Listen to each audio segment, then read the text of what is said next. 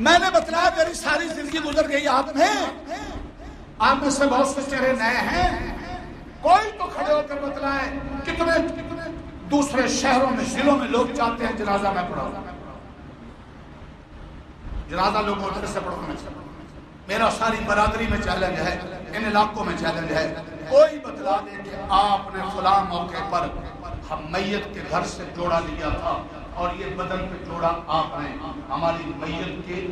گھر کا لیا ہوا پہنا ہے، اور آپ نے کھانا آ کر بریانی کھائی تھی اور آپ نے لنگر کھایا تھا۔ نہیں، اگر میں زندہ ہوں مولوی ہو کر میت کے گھر سے نہ کھا کر، تم کیوں نہیں زندہ رہ سکتے؟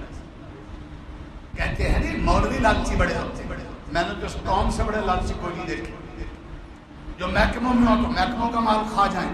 جو میت کے گھر سے جائیں تو میت کا مال کھا جائیں، جو بہنوں کا مال بھی کھا جائیں۔ میں تو اپنی بہنوں کو جائیداد کا حصہ ہے، والد نے زمیندار تھے، میں پڑھتا تھا اور زمینیں تھیں، ہم میں زمیندار اپنے علاقے کی بڑی فیملی اور بڑے زمیندار کا بیٹا، اور اس لیے ہم کہتے ہیں یہ ممبروں پہ کھاتے پیتے لوگ ہونے چاہیے، خاندانی لوگ،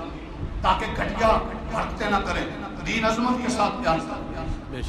والد کو پتہ نہیں تھا علاقوں کا رواج، بیچارے کا میں بھی پڑھتا تھا مدرسے، انہوں نے زمینیں ساری ہمارے بچوں کے نام لگا دی۔ جب میں نے ہوش سنبھالا بڑے زمینیں ہمارے نام ہیں، کوئی عدالت قانون لے سکتا نہیں، علاقے کے رواج ہیں، بہنیں بولتی نہیں ہیں، بہنیں حصہ مانگے تو بھائی منہ پھیر لیتے۔ اب میری طبیعت پر بوجھ، میں نے 4 دارالفتاؤں سے فتویٰ خود دے سکتا، 4 دارالفتاؤں سے فتوے لکھ کر ایک ایک بھائی کو ایک ایک پرچہ، کتنا کتنا بہن کا حصہ ہے، اور خود شادی شدہ بہنوں کے دروازوں پہ چلا گیا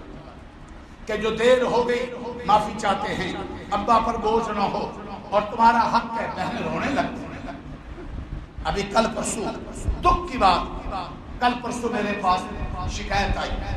بہن متعلقہ ہوگی تو 2 دفعہ، اور بہنوئی کیس لے کر پھر رہا،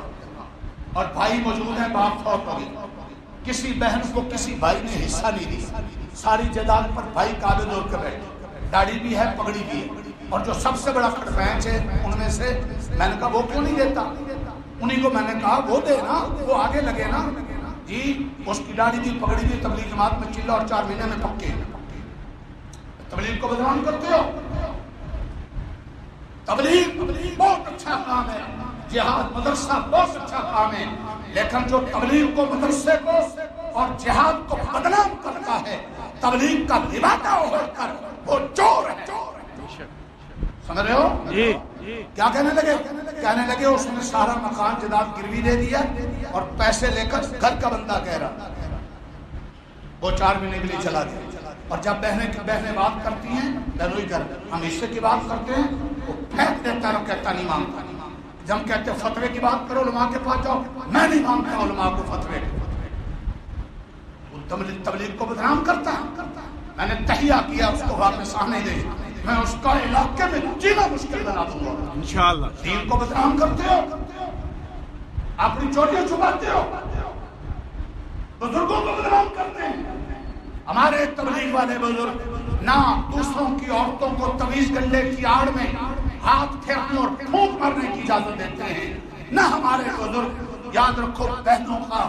حصہ کھانے کی اور حرام کرنے کی اجازت دیتا ہے، نہ اسلام اجازت دیتا ہے، نہ ہمارے علماء بزرگ اجازت دیتے ہیں۔